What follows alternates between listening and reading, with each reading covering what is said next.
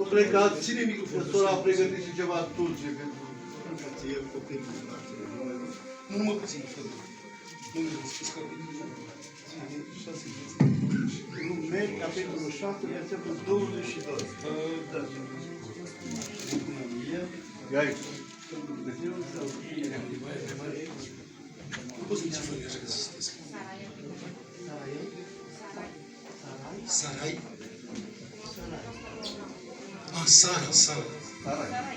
Sarai, da. Haideți să păstrăm liniștea, să dăm dovadă de credincioșie până la sfârșit. Eu am să citesc din capitolul 6, Numeri, cu versetul 22. Când vom auzi numele de Sarai, să strigăm cu toți amin. Vă rog în numele Domnului.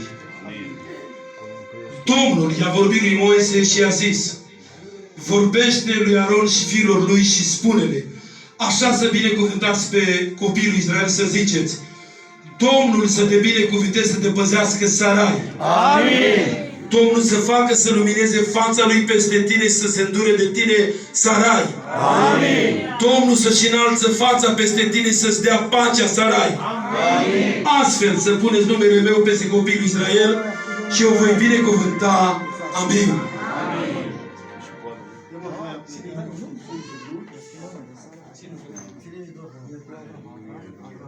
Părintele îndurărilor, Cel care ai spus, lăsați copiii să vină la mine.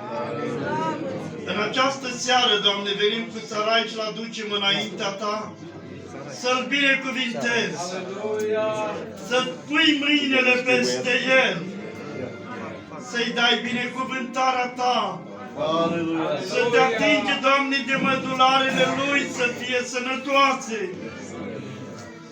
Tu să fii Cel care faci lucrarea, binecuvântarea Ta să fie și Sarai să crească mare în mâinile Tale și în brațul Tău.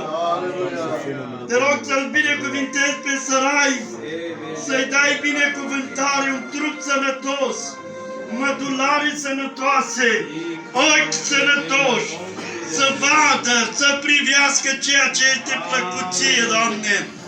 Mâini sănătoase să lucreze pentru Tine, picioare sănătoase să ducă mesajul Evangheliei Tale, Doamne.